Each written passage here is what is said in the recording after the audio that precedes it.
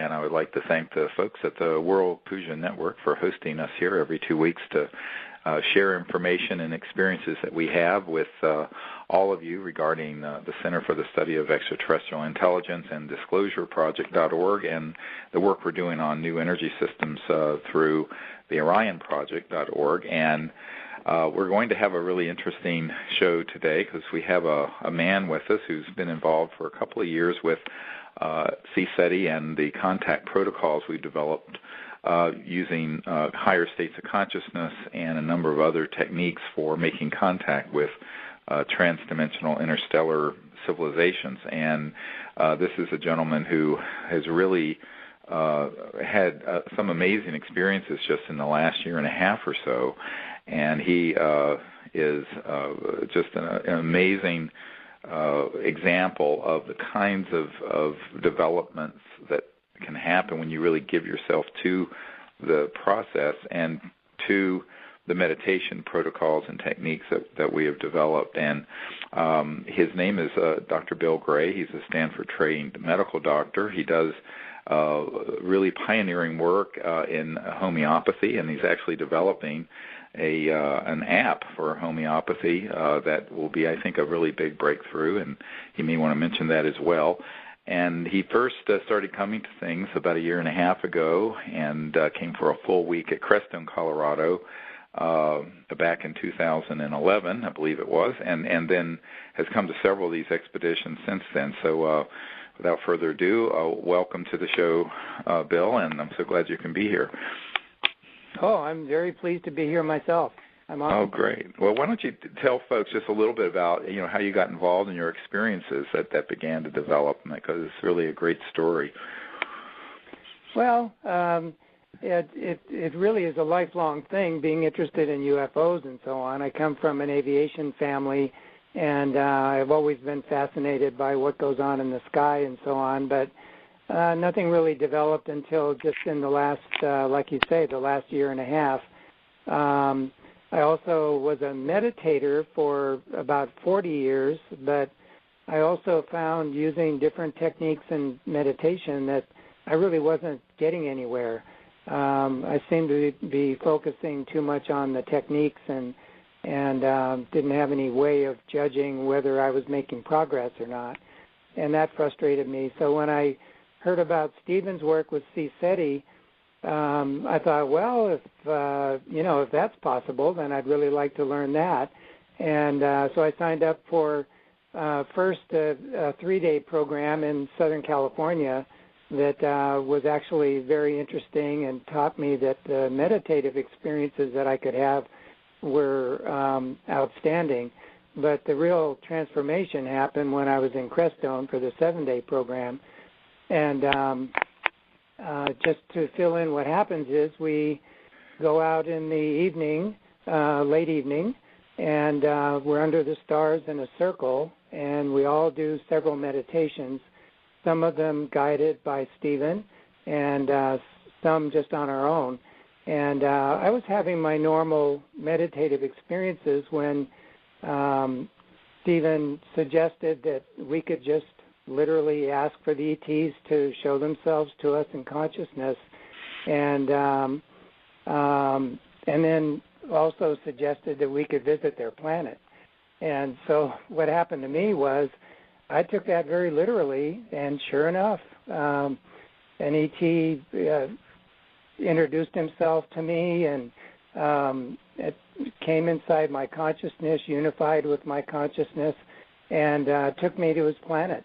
And right. I could tell detailed experiences about that, but it was a very real experience. I mean, just as real as I am right now. It was a profound experience for me. Yeah, we want to describe some of that because it was so very graphic. I remember when it happened, and I remember the meditation when it happened because it was a very deep and higher consciousness experience. That the whole group was very coherent. That's one of the tricks of this whole process, or one of the fundamental elements. The whole group was very unified, and so the meditation went much deeper than what I can do on my own generally. But in this very coherent state, it was a very deep meditation. Actually, first what happened is I went through a series of kind of car racing sort of things in black and white, which was interesting, which I later figured out is probably the ET's electronic connections with consciousness being enhanced to connect with me. Probably needed a little bit of tuning. So what was happening was I was experiencing something, but it wasn't exactly what they were trying to communicate. Right. And when I said, well, I don't want to do that anymore, then all of a sudden I was on his planet. And there was a tall being about Steven's size, about, I'd say, 6 feet 4 or 5, something like that. Brown-skinned, bald head, but with kind of a little shock of reddish hair coming out of the top of his head and down to his shoulders. He was normal human shape, 2 arms, 2 legs, normal torso. His face was kind of, he had sort of a squarish jaw and thin lips and very deep and very loving eyes. And the experience I had was of great compassion and great respect at the same time. Right. And right. inviting me, just as I had been inviting him, he was inviting me to have a relationship. And he showed me around his planet, which is a small planet, kind of a sharp horizon, greenish yellow sky, kind of yellowish ground.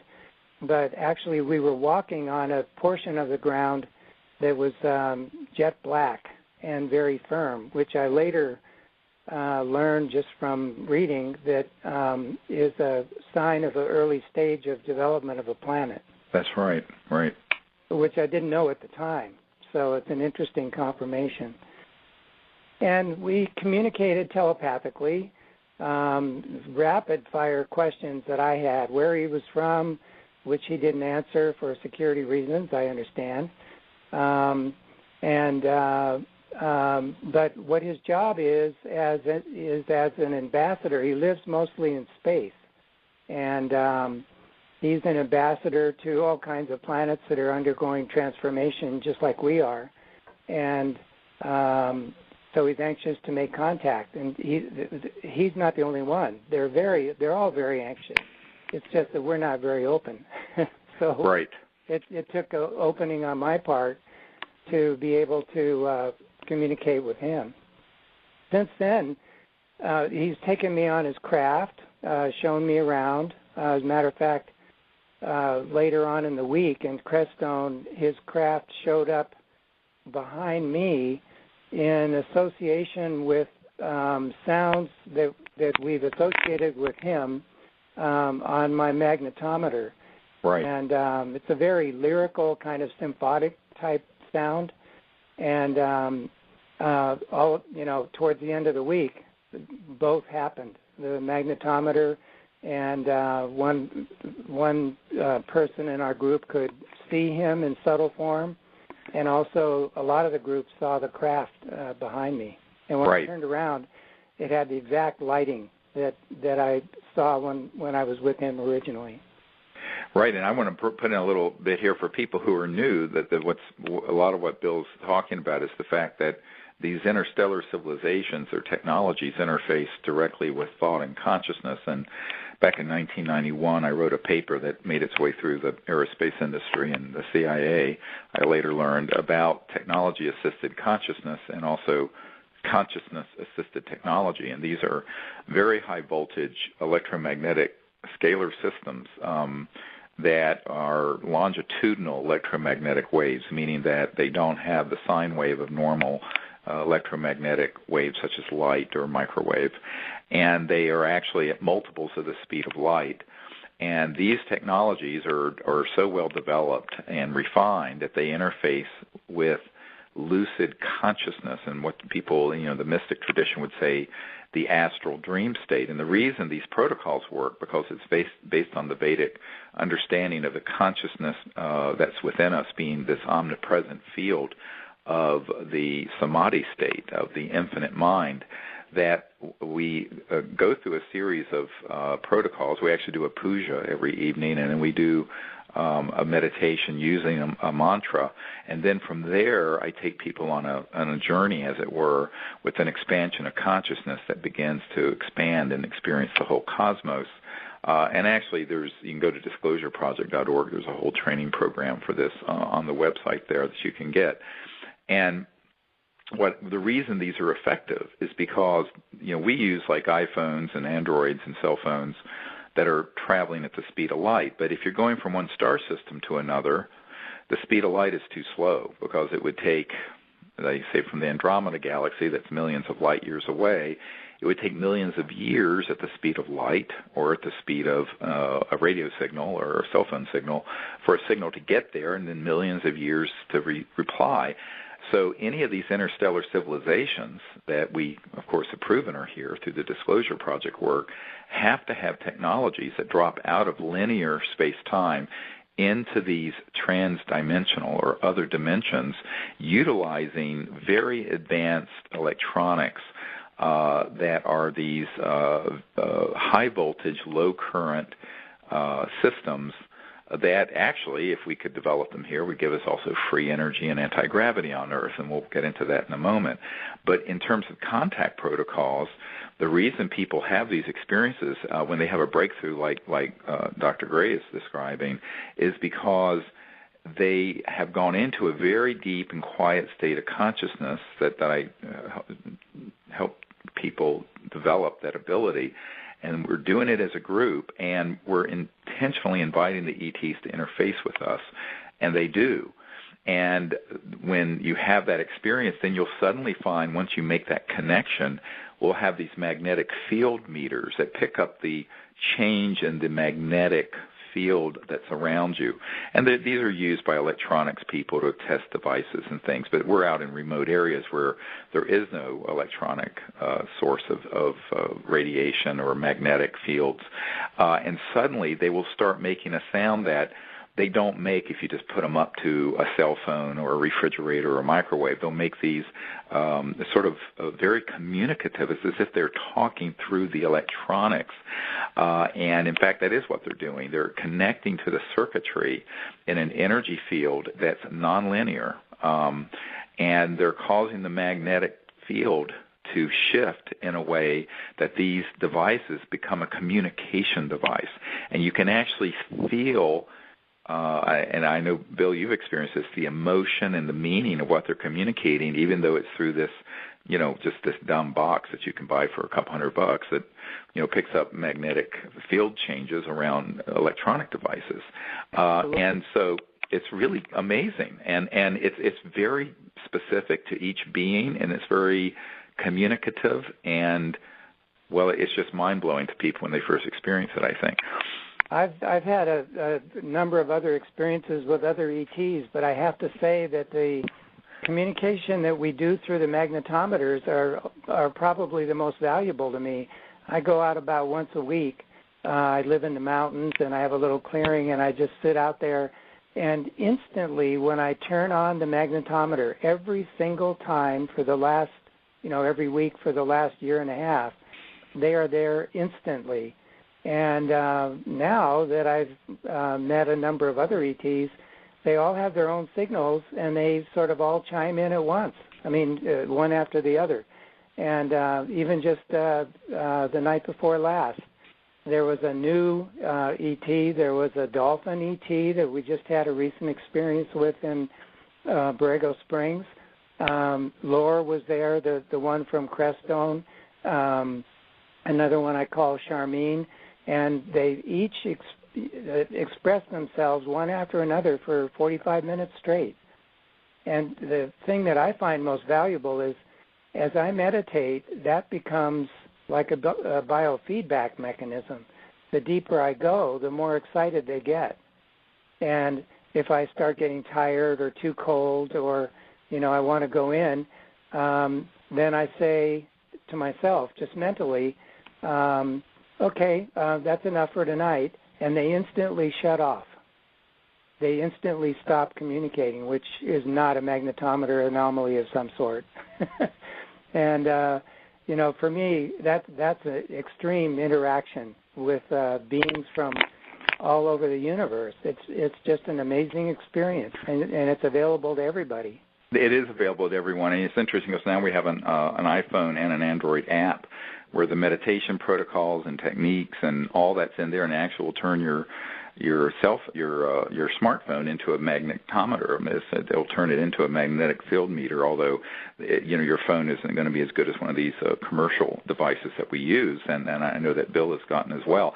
The other thing I want to point out is that while we're having these conversations with these electronic devices, we're also having the remote view experience where in consciousness we're seeing these beings, and then around us with our physical eyes we're seeing these energy forms, and many of them, a lot of the photographs that Emery Smith and other people have taken, Deb Warren, there will actually be beings there. And if you go to cseti.org, you'll see a picture that was from 3 years ago where an ambassador from the Andromeda Galaxy literally was there in this electronic astral projection. It's as if it was like the Rosicrucians, but if you could electronically digitize your astral body and make it appear so it could be in a photograph, that's what this looks like, hovering right outside our circle during our contact protocol in Joshua Tree National Park. And for many people, all this sounds so futuristic and far out, and yet I tell people, but it totally makes sense that the primary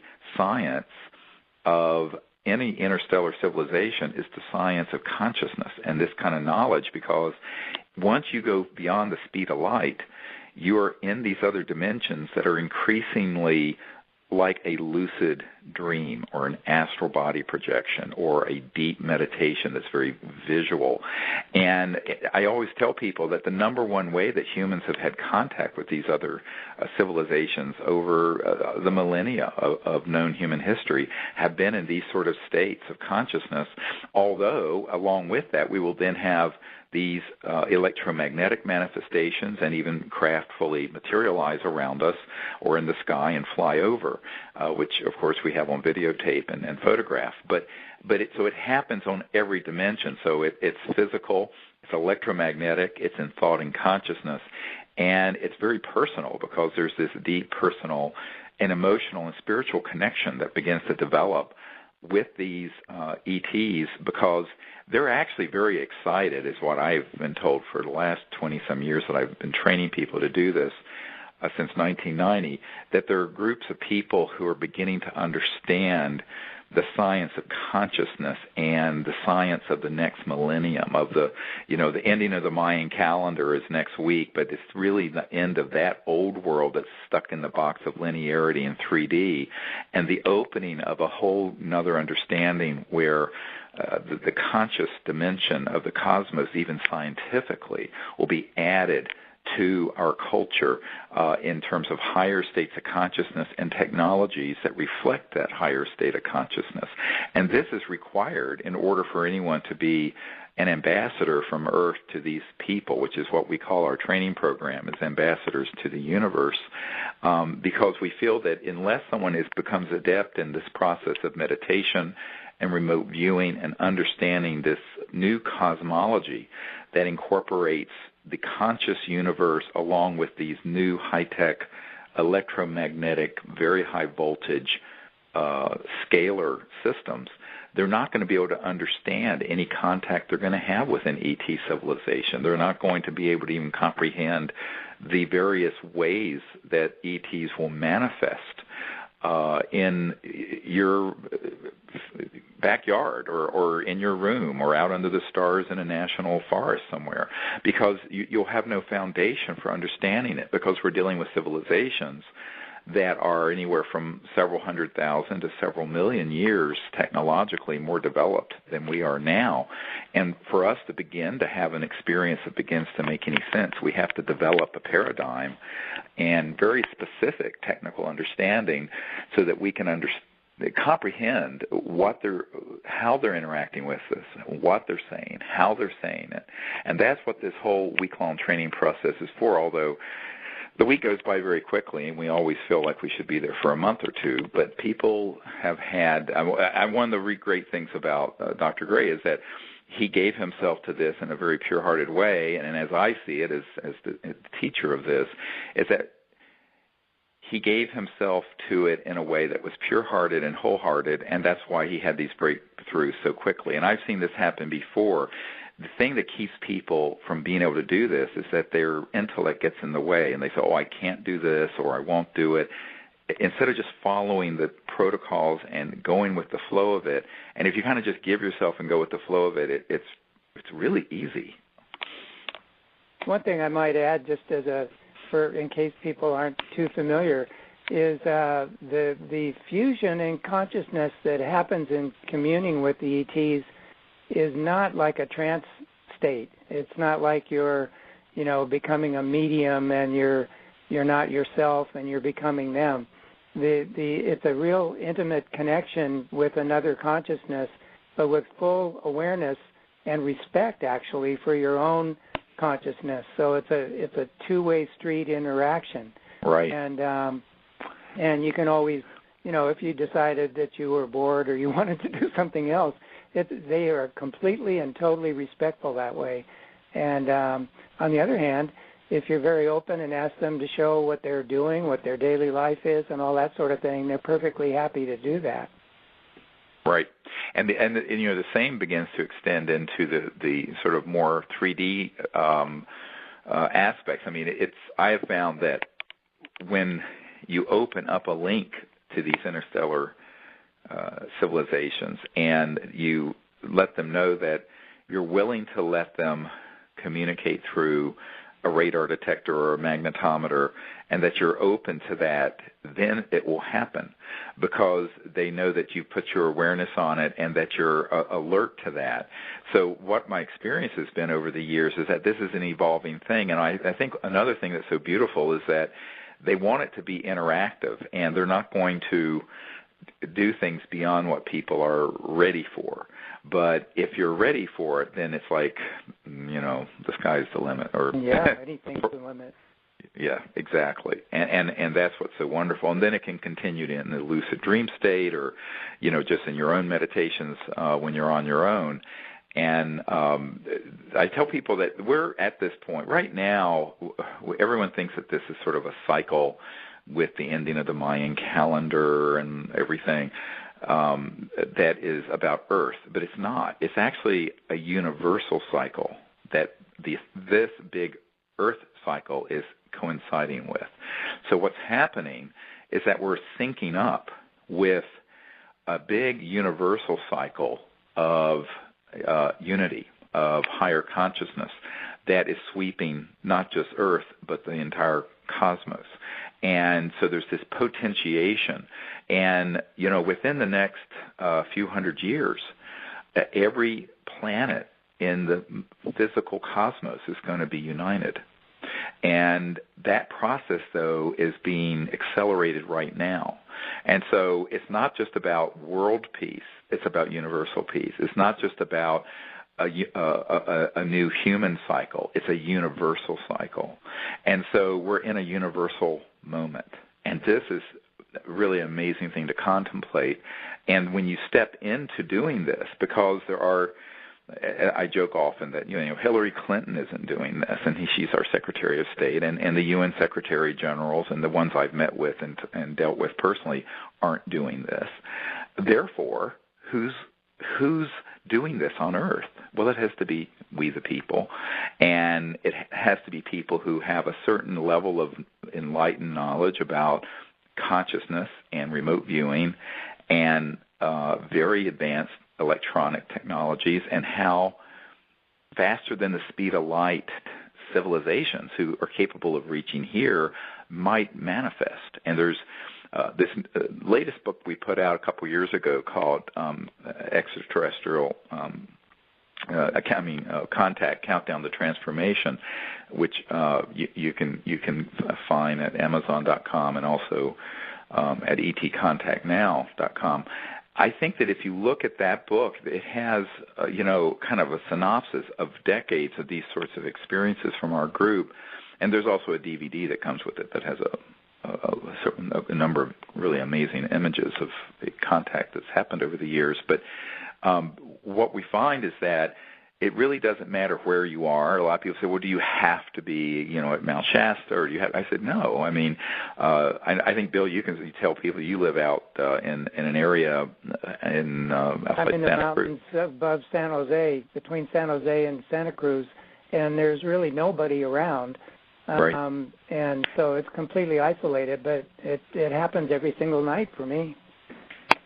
Yeah. Exactly. And so once that contact is made, it begins to continue, and it will continue, and it can happen in all kinds of enigmatic ways. And people have to be open to the idea that it can happen in the meditative state, it can happen in the dream state, it can happen in three-dimensional space-time with a craft or a being that's right there. And they're very eager for people to learn to do this because they know that this next phase in human existence is one of the development of not just material sciences that would get us off of oil and gas and coal, which we certainly need to do and really should have happened 100 years ago, but also the ability to understand mass cancellation technologies, things that enable, for example, a craft to achieve zero mass and therefore blip into another dimension and go from one star system to another. And of course, this has been done in classified programs that I'm aware of. But humans are going to have to begin to understand a whole new area of science that isn't being taught at Caltech and MIT and what have you, because these have been unfortunately kept secret. This is why my autobiography sort of is called Hidden Truth, Forbidden Knowledge, because all of this has been hidden, and it's sort of a forbidden area to talk about it. And yet I find that when I talk to people who work or have worked with the CIA or very classified programs at Lockheed, they smile and go, yes, of course. I mean, this is where the action has been for decades.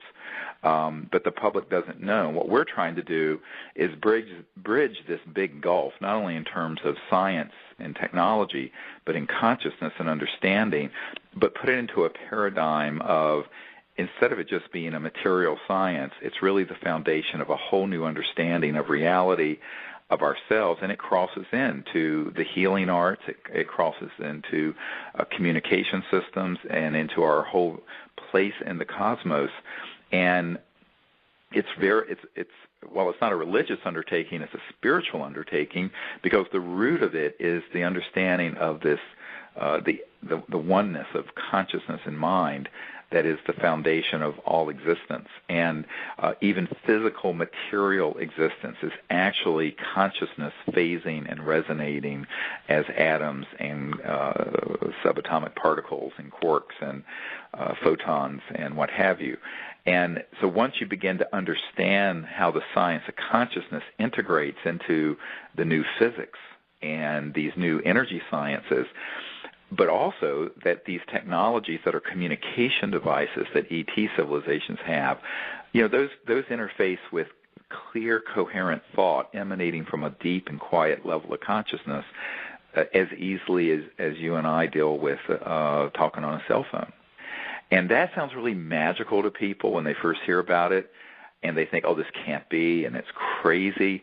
But you know what? If you went back, I live down the road here from Thomas Jefferson's house. If you went back a couple hundred years and showed Thomas Jefferson an iPhone or an Android phone with video streaming and FaceTime and Skyping and everything else, they would think that you were a witch or a warlock, or it would just be completely magical. And that's only 200 years. So we're dealing with civilizations that are in the thousands and in some cases millions of years more developed than we are right now. And so we have to have enough humility to understand that we have to explore and open our minds to these possibilities. And it's this impulse for curiosity and exploration and open-mindedness that's really so important if you're going to be an ambassador from humanity at this time in history to these civilizations. And I think that's the other thing. There's sort of a childlike innocence and joy of this kind of experience, isn't it, Bill? I think for many of us. Yes, and it's mutual. It's they're as childlike and innocent and learning about us as we are about them.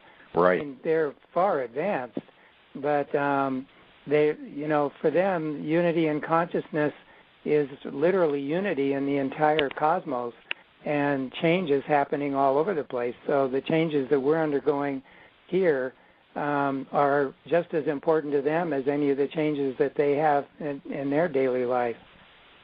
Right. And they express that very clearly. They're very excited. This last time in Borrego Springs, I had contact with actually a family of ETs that sort of stayed with me. We communed for, I'd say, about 3 hours in the morning after connecting the night before, and then they even went through the day with me and continued on for a few weeks afterwards. I call them the tourists because they were fascinated by our planet and by what I could show them and what they could learn from my consciousness, as well as what they could show me of their planet.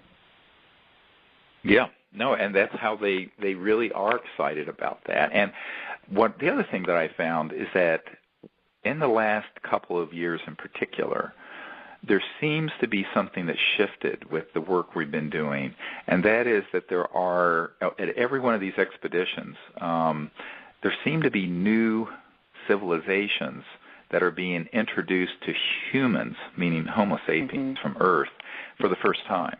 And it's an interesting experience for them and for us. And that's been part of the privilege of what's going on with me. I actually asked Thor to train me from their level to be an ambassador, so that they could come to me, and the shy ones can come to me and trust me, and that is what's been happening. Right.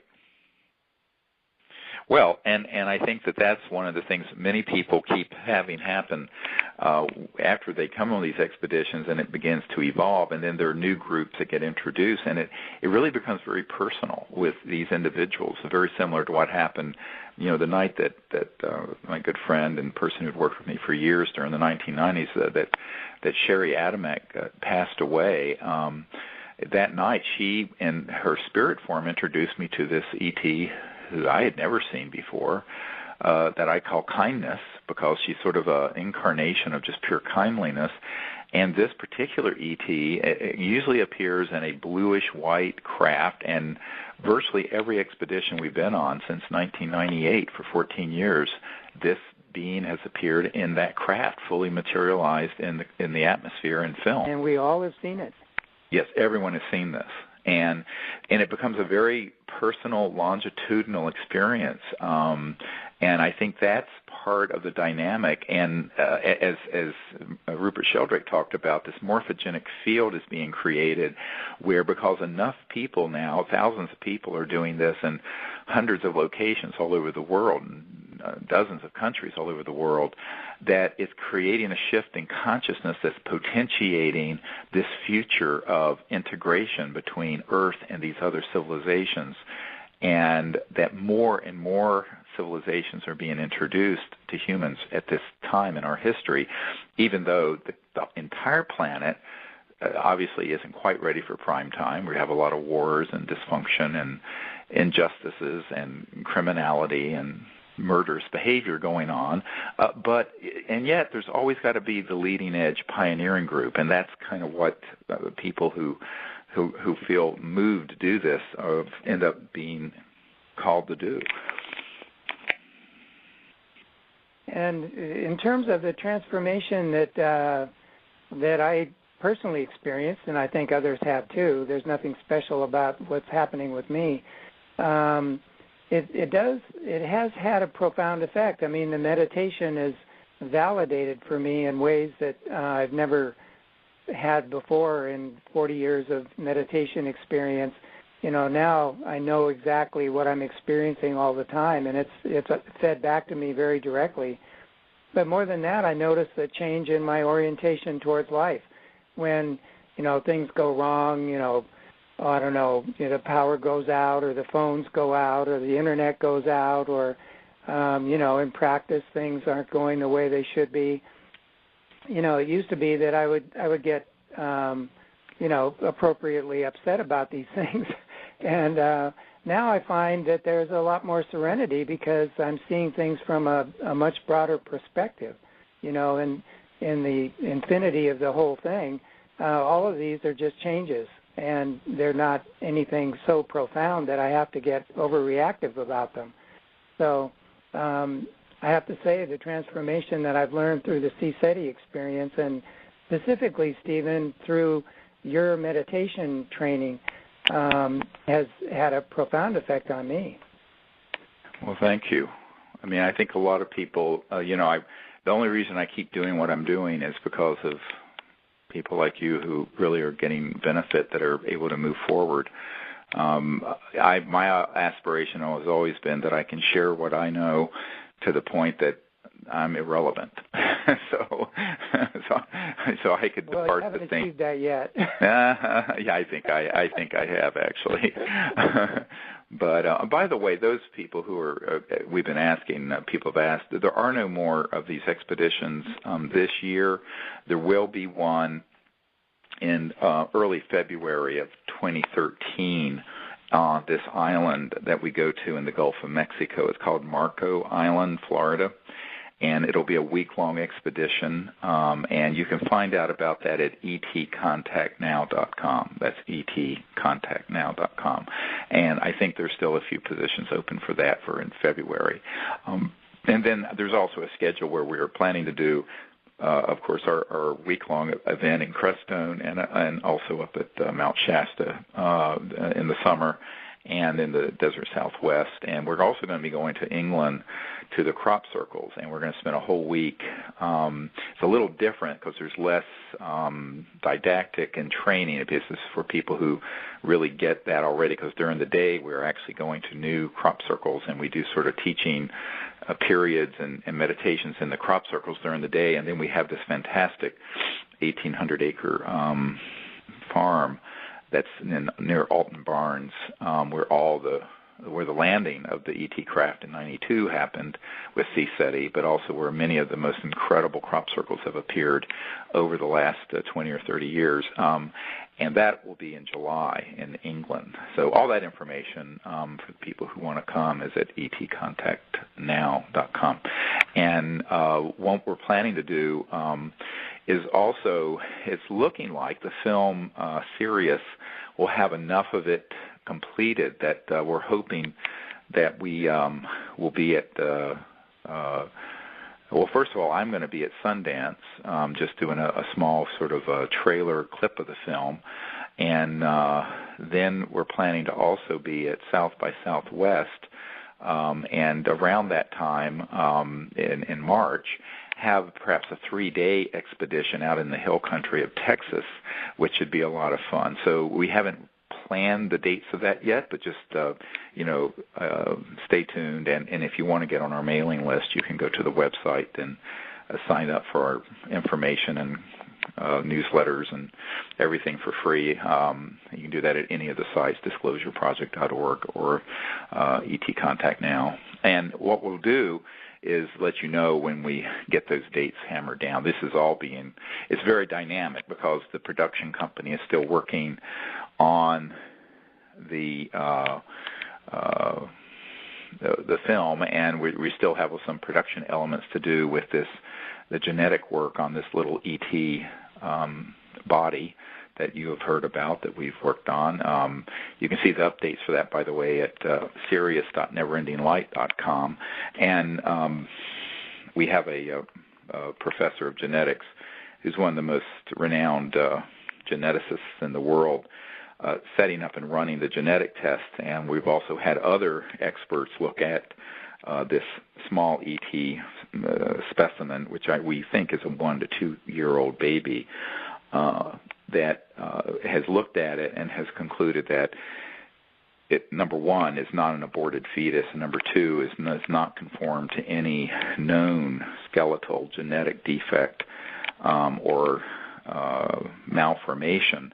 And by the way, the person who did the examination of the X-rays and CT scan for this is the leading expert in the world on skeletal anomalies and defects in children and fetuses. So we're having some really top-drawer people examine this, but some of this material we're hoping to get into this film series, and so, of course, we're racing our deadlines to do that. But anyway, all things are moving forward very, very quickly now, and we're getting into the sort of final stretch in the next month or so.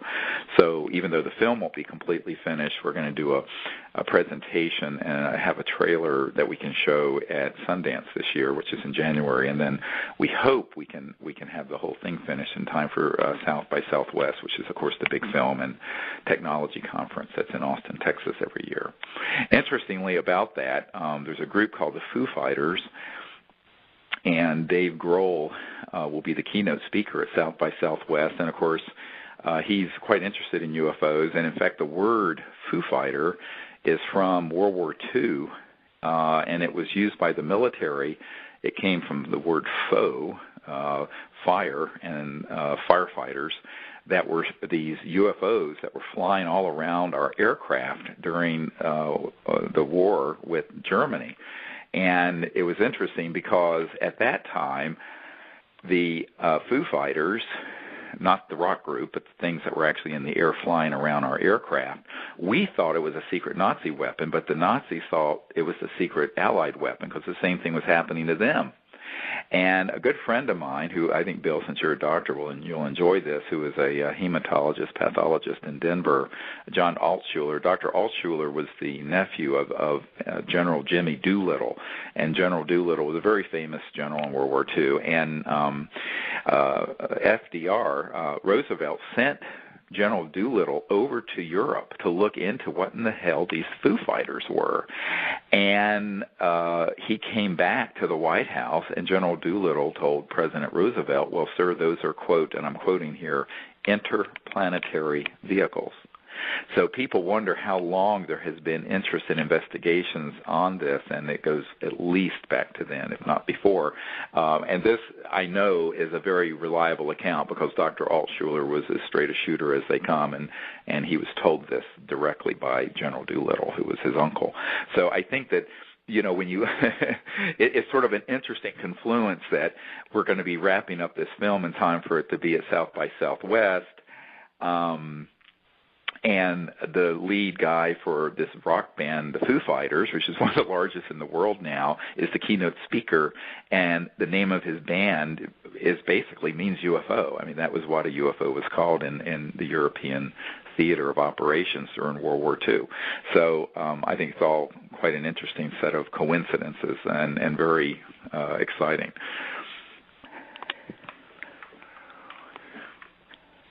There's a lot going on these days. Oh, indeed. Yeah, indeed.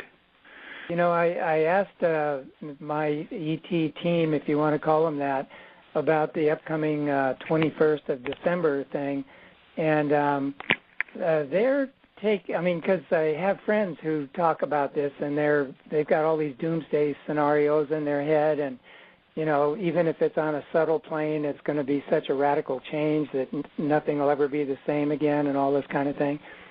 And my ETs seem to say, no, that's not their orientation at all. It's extreme excitement all over that there will be change, but it's an exciting change, and it's something that they're very much looking forward to, and that's part of what this whole connection with us is all about. Well, that's right, and I think that what they understand very well is that we're at this pivotal point in our civilization that everything from the Mayan calendar to the Hopi prophecy to teachings from peoples from all over the world has sort of foreseen, and that is a time when we're going to come together as a global civilization and make a very large change in how we live on the planet. And I think that 20 to 100 years from now will be more different from today than today is from 10,000 years ago in the era of cavemen. And I think that this is it's very exciting, and the rate of development, conscious evolution, as well as material evolution is going to take a big jump forward, and this interstellar cosmic perspective is a key part of it, as are these technologies, because I was doing an interview, or I had a conference call recently with a man who's hosting a big event around the Mayan calendar ending, and his name is Michael Short, and he was on this radio show with me a couple weeks ago, and one of the things we talked about is that it is a universal moment, and that the technologies and the way we live on this material planet is a reflection of the aggregate consciousness of the people. In other words, if you look at how we're living today with all of our energy technologies and transportation technologies are destructive. They burn things, or they split the atom and cause poisonous cancer-causing radiation in the way of nuclear power, or it's burning a fuel or exploding a rocket. It's all explosive, violent, but that also kind of is reflecting this end of the Kali Yuga, the end of this cycle that we're closing up, where there's been a lot of warfare and strife and division, whereas the new technologies are in sync with the new consciousness of unity, peace, homeostasis, balance, where you're pulling energy out of the fabric of space-time. You're not burning or destroying anything. You're not splitting the atom, causing huge amounts of radiation, like in Fukushima, that's poisoning the entire west coast of America right now. You're not burning coal that's dirtying the air and causing cancer and lung disease. And even in the way of the alignment with unity. And exactly, and it's a unity consciousness-based technology. And so all of this is kind of has to happen together, because you really can't go to this next level of science and technology without a concomitant leap in consciousness, for a couple of reasons. One, people just wouldn't get it, and number two, it'd be dangerous, because one of the things, the conversations I've had many times with people at the Pentagon and the CIA is that, they'll pull me aside and they say, Dr. Greer, that these kind of really advanced high voltage systems that do all this, what they call WSFM, weird science and frickin' magic is what they call it at the CIA, could be turned into a weapon. I said, yes, of course. I said, I took care of many people who were killed with steak knives. I mean, you don't need a high-tech system to kill someone. But that begs this larger question of, do we go forward with 7 billion people cannibalizing the power with these destructive energy technologies, or do we come together as a people, decide to live together in unity, in peace, in collective security, and bring out the technologies that would eliminate poverty and injustice and give us a period of abundance and a foundation for social development and conscious evolution going thousands of years into the future, where we're living in harmony with Gaia, with the earth. This is this choice that we have to make, and we have to make it all of us together. And so, in a sense, even the material problems of the planet have at their root a spiritual source. And so the solution has to be spiritual. And as Einstein said, no problem was ever solved from the level of consciousness that created it. And so we have to achieve a different type of consciousness of peaceful cooperation. Humans are always going to have differences. You get two people together, you're going to have three opinions. But it doesn't mean you have to pull out weapons and blow each other up. And so I think that we have to find a way of going forward as a people, as a civilization, in a way that's peaceful and unified, because this next level of development is one that is based in higher consciousness, and the technologies are actually flowing out of a unity state of consciousness and physics that are incredibly powerful, but they can be misused. The early stages of that have already been done in the last 50 years, where we have taken some of these technologies that have been classified and used them to target extraterrestrial vehicles and shoot them down or disable them. And that has happened dozens of times that I'm aware of personally. And I think that this is another reason why the whole world needs to know about this issue and why disclosure is so important, but also why there has to be a very clear consciousness behind what we're doing even with these sciences and how they're going to be utilized. Because what we don't need to do is reinvent the mistakes of the last 100 to 200 years going forward in the next decade or two. And so we're at this point where is it a huge change that has to happen, both in consciousness but also in social and political thinking and deep spirituality. Not necessarily religiosity, but deep spirituality.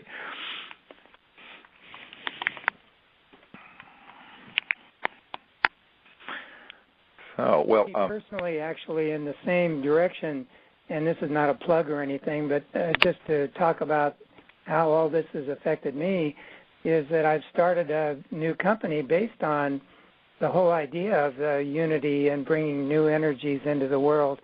I call it Coherence Apps, and it's inspired to actually transmit through iPhones or smartphones healing energies that are individualized to people, so that whatever's going on in health can be transformed by the energy itself. Right. I don't think that can be made into any kind of a weaponized system. So I think there's going to be a lot of these kind of things as we get inspired to move in these directions. Right, right. And ultimately, though, we're going to have to figure out how we're going to live on this planet in a compassionate way, not just compassionate with Gaia, but compassionate with our fellow humans, because many people talk about these apocalyptic things. I said, well, when you have almost half of the world doesn't have apotopia, doesn't have plumbing, doesn't have adequate food or electricity or refrigeration. You have 7 billion people, and only a small number of them are living well. And they're living well because they're at the top of the pyramid in this very destructive energy system that was based in the Industrial Revolution of the 1800s of burning oil and gas and coal, and the mid-20th century with the nuclear power, which is even more destructive in many ways. If you doubt it, look at what happened in Japan. But I think that what we have to figure out is that even to be compassionate with our fellow humans, meaning all of humanity, that these science and technologies have to come out, but that we also have to be wise enough to bring them out in a way where they are used only for peaceful purposes, and that we have the means to ensure that. And actually, the head of the Air Force, there's an office of future technologies, believe it or not, and the colonel who was head of that I've met with, and I talked about this at great length. Because he knew about this area of science, and I said yes, but it gets to be a chicken egg thing. Do we keep letting so many things happen in the world because of the poverty and injustice that we just devolve further and further into conflict, or do we bring out sciences and technologies that would alleviate poverty and this conflict and stop the environmental damage, but at the same time put reasonable means in place to ensure that they're not weaponized? And I said, we're going to have to figure out how to do that. And this is the huge challenge of the last 100 years that no one has wanted to talk about. What's happened is that the classified programs have just slapped security clearances on them and national security orders on these technologies and says, no, the world can't have these yet. Meanwhile, the world is dying. And and the environment is dying, and we're suffocating Gaia, and the polar ice caps are melting, and you have over half of 7 billion people living in abject poverty. So this becomes something where when you look at this, The ETs are watching this as well, frankly, and many people who've had contact do get a message about the need for healing on this planet and also to help the environment. And many people who've had contact have had that as a message from the ETs, and I think that's a message that we continue to receive, and that certainly I've had.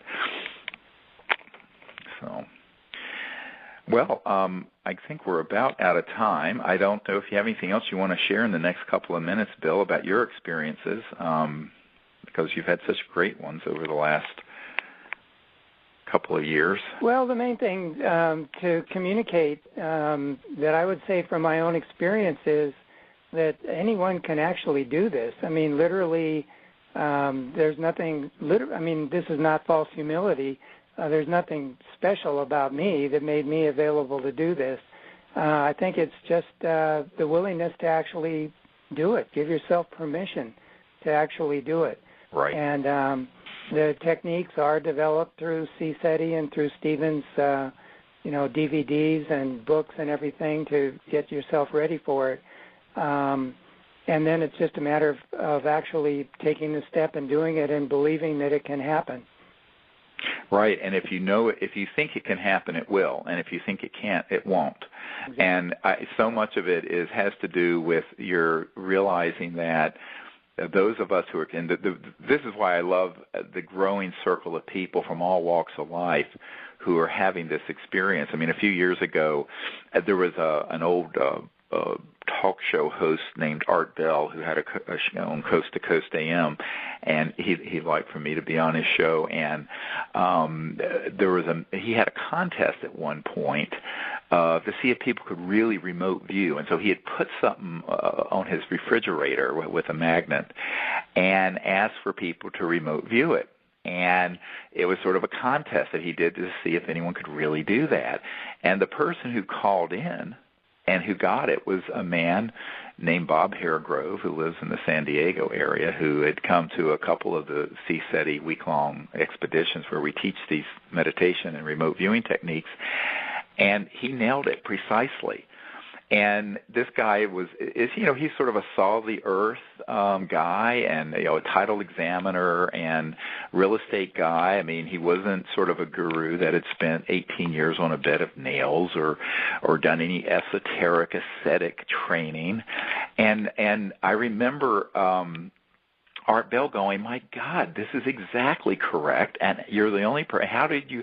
He said, and the guy said, "Well, I just went for a week out in the desert with Dr. Greer and learned to do these things, and it's easy." And so the fact is that it has nothing to do whether you've spent 40 years in an ashram or not. In reality, it's about knowing you can do it and some instruction and then saying, "I can do this." And so I love telling that story because Bob is such a great guy and just, again, salt of the earth sort of, not good old boy, but I mean just sort of a regular guy. And he's certainly not someone who's, has hair down to his back and braids with a flowing purple robe or anything, and he's just a regular dude, and it was such a fantastic thing that he and thousands of other people like that. And so I think what you're saying is really key, Bill, that everyone needs to understand that they absolutely can do this, can make contact, and that if they just give themselves to it and say, "I can do it," and learn the techniques, it becomes something that just flows, and it's really exciting when it starts happening. And why not? And why not? It's fun. It's awesome. Well, again, thank you very much, Dr. Bill Gray, for being with us today. We're about out of time, and appreciate you sharing all your accounts with us. Thank you. And to the folks at the World Puja Network, thank you for hosting us here every 2 weeks. And to all of you, and I would like to thank the folks at the World Puja Network for hosting us here every 2 weeks to share information and experiences that we have with all of you regarding the Center for the Study of Extraterrestrial Intelligence and DisclosureProject.org and the work we're doing on new energy systems through the OrionProject.org. And we're going to have a really interesting show today because we have a man with us who's been involved for a couple of years with CSETI and the contact protocols we developed using higher states of consciousness and a number of other techniques for making contact with transdimensional interstellar civilizations. And this is a gentleman who has really had some amazing experiences just in the last year and a half or so.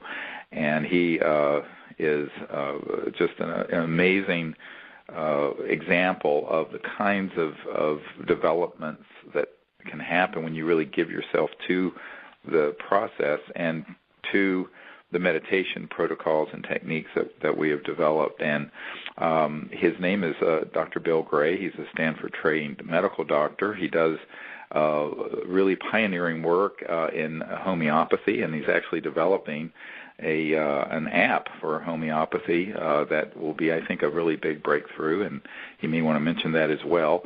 And he first started coming to things about a year and a half ago and came for a full week at Crestone, Colorado, back in 2011, I believe it was, and then has come to several of these expeditions since then. So without further ado, welcome to the show, Bill, and I'm so glad you can be here. Oh, I'm very pleased to be here myself. I'm awesome. Oh, great. Well, why don't you tell folks just a little bit about how you got involved in your experiences that began to develop, because it's really a great story. An ET introduced himself to me, and it came inside my consciousness, unified with my consciousness, and took me to his planet. And right. I could tell detailed experiences about that, but it was a very real experience. I mean, just as real as I am right now. It was a profound experience for me. Yeah, we want to describe some of that because it was so very graphic. I remember when it happened, and I remember the meditation when it happened because it was a very deep and higher consciousness experience. That the whole group was very coherent. That's one of the tricks of this whole process, or one of the fundamental elements. The whole group was very unified, and so the meditation went much deeper than what I can do on my own generally. But in this very coherent state, it was a very deep meditation. Actually, first what happened is I went through a series of kind of car racing sort of things in black and white, which was interesting, which I later figured out is probably the ET's electronic connections with consciousness being enhanced to connect with me probably needed a little bit of tuning. So what was happening was I was experiencing something, but it wasn't exactly what they were trying to communicate. Right. And when I said, well, I don't want to do that anymore, then all of a sudden I was on his planet. And there was a tall being about Steven's size, about, I'd say, 6'4" or 5", something like that. Brown-skinned, bald head, but with kind of a little shock of reddish hair coming out of the top of his head and down to his shoulders. He was normal human shape, 2 arms, 2 legs, normal torso. His face was kind of, he had sort of a squarish jaw and thin lips and very deep and very loving eyes. And the experience I had was of great compassion and great respect at the same time. Right, and right. Inviting me, just as I had been inviting him, he was inviting me to have a relationship. And he showed me around his planet, which is a small planet, kind of a sharp horizon, greenish yellow sky, kind of yellowish ground.